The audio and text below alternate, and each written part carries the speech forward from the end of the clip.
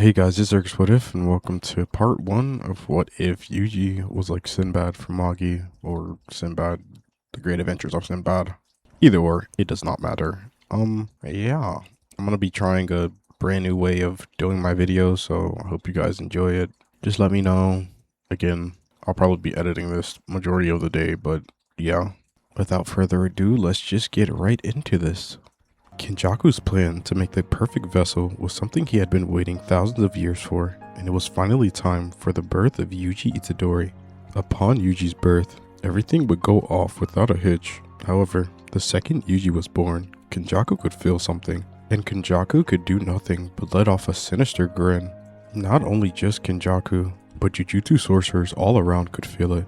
The balance of the world would shift once again, just as when Satoru Gojo was born. Kenjaku could be nothing but snivel in what he had created, the ultimate vessel, one that was perfect for Sukuna. Kenjaku would look down upon Yuji. He could do nothing but smile. However, there was something odd about Yuji. Not only did it feel as if he had zero cursed energy, but the cursed energy around Yuji seemingly was being sucked into his body, being turned into something else entirely. Kenjaku was absolutely dumbfounded. He didn't understand what exactly was happening to Yuji. However, he felt the energy when Yuji first presented himself. It was undeniable. The pressure he felt from the boy was still the same. He wasn't exactly sure if this was good for his plan or not, but he was willing to risk everything for this moment. He would test the boy later, but let him grow up first. As for now, his part was done. Things would pretty much move on the same as it did in canon. However, with Wasuke raising Yuji, Wasuke could always tell that Yuji was special in a way that he could never understand. There was a certain aura about the boy. Although he was still a kid, he was extremely mature. Sure, he would act like a kid sometimes. However, there would be moments where people would be in danger, or Yuji would see injustice in front of his own eyes. Wasuke couldn't help but notice that Yuji was always the first person to step up no matter what. He was always taking the lead. He was always protecting what he felt was right, and being raised by his grandfather made the kid develop amazingly. Being a kind and sincere soul, although he did have his moments, life for Yuji would pretty much go on as regular until the age of 13. He would come home after a long day at school. Coming inside of the house, he would be dragging his feet, complaining to his grandfather that he doesn't want to go any school anymore, saying that it's so boring. Wasuke would laugh, telling Yuji that school is important to him, that he needs to learn as much as he can and make as many friends as he can as well. Yuji would complain, saying that he only needs his grandfather and that he just wants to spend more time with his grandfather and that his friends can wait. Wasuke would smile, telling Yuji that that's nice and all, but he wants him to go hang out with his friends. Yuji would complain some more, but Wasuke would tell Yuji that he didn't want to hear it. Yuji would look down, being upset after hearing what his grandfather had said. Wasuke would realize what he said, looking at the boy, scratching his head, taking a deep sigh and telling Yuji that they would go outside today since he wanted to spend so much time with him. As Yuji would jump up in excitement, hugging his grandfather, Wasuke would tell Yuji to get ready, as he would already be doing so. Yuji would be near the front door, as he would tell his grandfather to hurry up so they can hurry up and go already. He's dying of boredom here. Wasuke would tell Yuji to calm down, laughing to himself. As Yuji would open the door, Yuji would notice something. It looked like a butterfly, however, it was completely black, flying past him. As the ground would begin to shake violently, with Yuji yelling, running over to his grandfather. As the shaking would suddenly stop, Wasuke would ask Yuji if he was okay, but just before Yuji got the chance to answer, the ground beneath Yuji and his grandfather would begin to cave in. And not just the floor around them, the entire area around them would begin to cave in. Numerous houses sinking into the floor, as there had seemed to be an explosion underground. As Yuji would open his eyes, he would find himself on a balcony, holding a staff in his hands above hundreds of thousands of people, as they would be cheering him on. As a man to the right of Yuji would kneel down next to him, asking him, "What is next, my king?" As a bright flash of light would envelop him, and he would find himself buried under heaps of rubble. The first thing he would do is call out to his grandfather, pushing the rubble off of him. Finding one of his arms messed up, he would continue to drag himself through the rubble, calling out to his grandfather, as eventually He would hear his grandfather's calls, crawling over to him, pulling his grandfather out of the rubble, only to see his grandfather bleeding profusely. He would ask his grandfather if he was okay. However, his grandfather would tell him not to worry and to focus on getting out of here. But Yuji would tell his grandfather to be quiet and that he'll get them both out of there. With using his busted arm to help his grandfather, picking him up, pulling him on his back, as Wasuke would tell Yuji that he doesn't really need to worry and that he needs to focus on saving himself. But Yuji would keep telling his grandfather to be quiet, as Yuji would continue to drag himself and his grandfather out of the giant hole. Yuji had no idea where to go, or where the hole even started, or if he could even get out. His head would begin twisting and turning, as he would have no idea what to do, as his grandfather would tell Yuji that everything was okay, and to not worry. He would tell Yuji that he was a good kid, and that he was happy to have been with Yuji for as long as he's been. He would tell him that once they make it out, he wants Yuji to make as many friends as he can and live a life free of burden and regret. Yuji would tell his grandfather to be quiet so he can save his energy, as Yuji would begin to cry, not knowing if he would be able to save himself and his grandfather. However, one of the things that looked like a butterfly would appear once more. However, this time, it was white in color. Yuji could see one flying in a single direction, but then one would turn into many, as something in Yuji's body would tell him to follow them. It was as if the world itself was guiding him, telling him exactly what to do.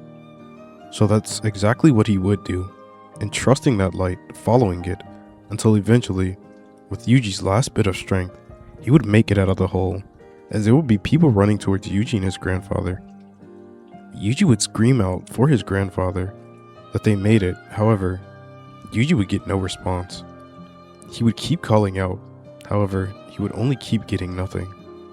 Yuji hadn't noticed, but his grandfather had passed away from blood loss halfway through Yuji following the light. Yuji would simply begin to cry, crying harder and harder, realizing that his grandfather knew that his time was coming and was trying not to spook Yuji, telling him his final wishes for Yuji. So instead of sitting and thinking about what he could have done better, he would live by what his grandfather told him. He will make as many connections and memories as he can, living his life free of burden and guilt. As time will begin to move on, this is now where we will begin the beginning of JJK. Yuji would be in school with his friends from the occult club. He would joke around with his friends for a while, until his friends would talk about an object they found while they were exploring the school. They would pull out a box, but as Yuji would look upon it, he would have a troubled look on his face. That darkness from back then, when his grandfather had died. That same darkness was surrounding this finger. He hadn't seen that darkness for years, and now it was suddenly showing up again. Yuji would snatch the box from his friends, laughing at them, asking them, "What's so scary about this box?" As he would begin to examine the box, his friends would tell him to cut it out and to come with them so that they can open it and see what's in it later tonight. Yuji would then think back again what had happened to his grandfather the last time he saw that black energy, as he would look at both of his friends with a stern face, telling them that it's probably not a good idea. As Yuji's friends would be confused, he had always indulged with them in their other occult activities. Why was this one so different? This was the first time they had ever seen Yuji with a stern face like that. His friends would begin to smile nervously, asking Yuji if he was serious, as Yuji would tell them that he was dead serious. They would reluctantly agree. However, Yuji would wonder, what was the black stuff anyway, and why could he see it? As another vision would begin to flash through Yuji's head, where he was another person governing over hundreds of thousands of people. He had wondered what that was about as well. All of these questions and thoughts that he had pushed down were coming back up all of a sudden. Yuji would simply take a deep breath and tell his friends that instead, they were going to go to another scary spot. He had overheard from someone that at night, at the hospital, there was a ghost that would go around kidnapping people. Rumors say that those people never got found again, scaring his friends. As he would say, they would simply go there instead. As Yuji would tell his friends that he was going to take the box though, and that he was going to go see his grandfather. His friends would tell Yuji to tell his grandfather that they said hi too, as Yuji would tell them, sure thing. Going to the cemetery, Yuji would go to his grandfather's grave, greeting him, telling him about the day he had with his friends, laughing, telling his grandfather that he would be pissed if he knew that he was here instead of with his friends. Yuji would then say that he's finally found something that might explain what happened that day with the black butterflies and his grandfather dying. As he would pull out the box, placing it on the ground, he would let off a deep breath. He would then open the box, as numerous black butterflies would begin to fly out of the box, causing Yuji to grunt from the pressure. He would pick up the finger. As Yuji would look at it, it would be wrapped in talisman, with Yuji beginning to unwrap it, as more and more black butterflies would begin to emerge from the object. As he would get to the end of the talisman, a hand would grab his shoulder, telling him not to move, and to simply hand over the finger. Yuji would get confused on who the hell would be out here, as he would turn his head and see a boy around his age. He would get upset, screaming at the boy for talking to him like he was someone with authority. The boy would be shocked at Yuji yelling. However, he would regain his composure immediately. He would tell Yuji that he needs to not make a ruckus because he's already done something terrible. He would tell Yuji to shut up and just give him the finger. But Yuji would double down, telling the boy that he's finally close to figuring out something, so if the dude could just go away, he could just figure it out. The boy would then grab Yuji by the shirt and snatch the finger out of his hands, telling him that he doesn't have the time for this, as Yuji would ball up his fist, but the boy would push him away, as Yuji would barely budge. Looking at the boy, he would grab him by the arm, squeezing it, causing him to wince in pain, as Yuji would ask the boy, what is he playing at? But he would simply yell at Yuji, telling him to move, as a giant curse would crash into both Megami and Yuji, flinging them both flying into trees, causing Megami to lose his grip with the finger as it would fly across the cemetery. However, Yuji would catch himself as he would see a giant creature he'd never seen before, and just like the black energy from before that he saw, it was there once more. It wasn't as compacted as it was with the finger. However, Yuji kept constantly asking himself, what were those butterflies? As Yuji would look over and notice a wave of dark energy flowing from another direction, he would realize that that boy must have dropped the finger over there. He would run towards the finger as he would see the creature from before was also rushing towards the finger. Yuji would begin to pick up speed as he would completely outrun the curse, snatching the finger before it even had the chance to touch it. He would lift the finger in the air, seeing how the creature would react, and Yuji would notice that the curse was attracted to the finger, running straight towards him this time. Megami would then scream out that it was dangerous and that he should have listened to him and just gave him the finger, as Yuji would then ask Megami, what even is it? While dodging the curse, Megami would then summon his divine dogs, sprinting towards the curse, telling Yuji about Sukuna's fingers, as he would send the dogs forward, trying to stop the curse from charging at Yuji. But the curse wasn't letting up, as Yuji could feel even more pressure coming from where Megami was, as he would turn, seeing another creature coming from behind Megami, screaming to him, as Megami would just barely be able to turn around in time, blocking the attack, as he would have been launched once more, cursing himself. Yuji, realizing Megami might be in danger, would turn around, sprinting straight to where Megami was. He would swoop him up, asking him how the hell were they supposed to be able to kill these things, as Megami would tell Yuji that you need to have cursed energy to kill a curse, so he won't be able to do anything. Yuji would then ask Megami, did he want to do anything? He seemed to be pretty beat up, so it doesn't look like he'll be able to do anything at all. He would tell Megami that they've got to do something, as Yuji would begin to stare down at the finger, thinking, it's that dark energy. These creatures are attracted to it. He doesn't know what it is. All he knows is, at this moment, he needs to do something, anything. Maybe if he absorbed the energy from the finger, but how would he even do that? An idea would then pop into Yuji's head. It was a stupid one, but it was an idea nonetheless. He would look back at Megami, asking him, all he needs is cursed energy, right? Megami would then have a puzzled look on his face, wondering what the hell Yuji was going to do, as Yuji would throw the finger in his mouth, swallowing it in one gulp. He would then scream out to Megami, proclaiming that if cursed energy was the only thing that could kill a curse, then what would happen if he were to eat something that had cursed energy? As his two spirits would begin to lunge straight at Yuji, as Megami would scream out to him, saying that was a terrible idea. As Yuji's body would violently react for 1 second, as Yuji would simply lift his hands, and in one swift movement, both of the curses would have been exorcised on the spot, as Yuji would begin cackling, as the cackling would then turn to maniacal laughter. As he would begin to speak, he was finally free, after 1,000 years.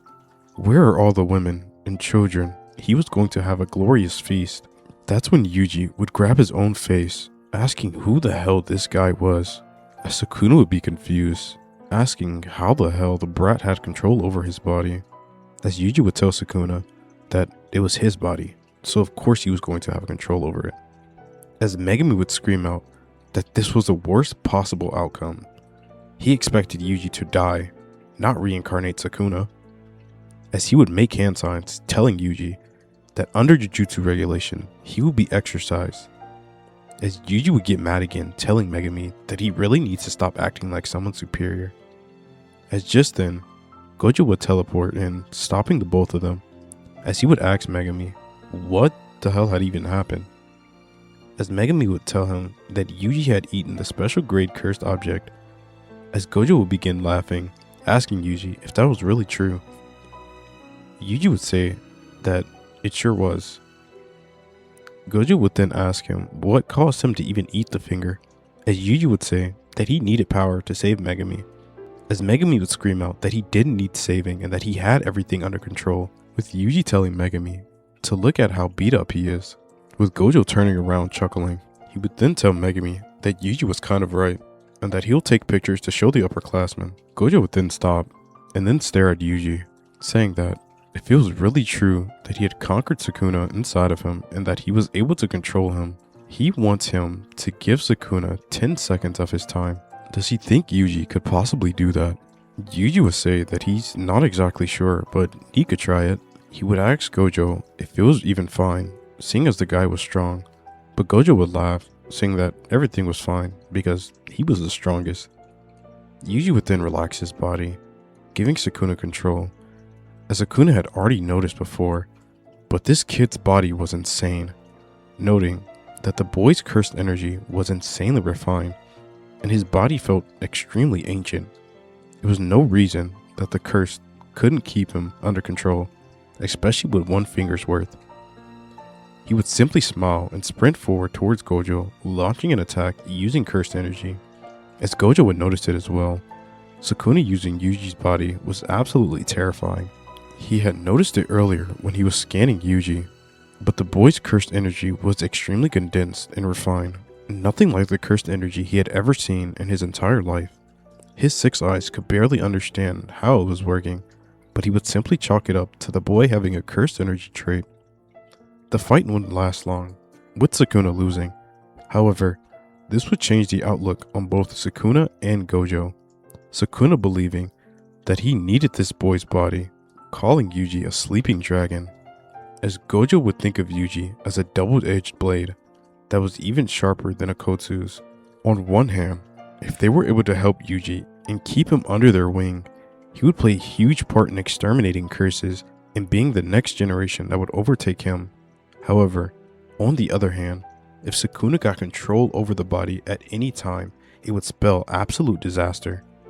As the time limit would reach its end, Yuji would gain control once more, as Gojo would realize that it might be easier for them to keep Sukuna under control with the kid, as he was able to easily suppress Sukuna, with Gojo laughing, telling Yuji that he has a long road ahead of him, tapping Yuji on the forehead, knocking him out, as he would pick him up and turn towards Megami, asking him what should they do, with Megami saying that he doesn't exactly want to kill Yuji, but he doesn't think that decision is entirely up to him.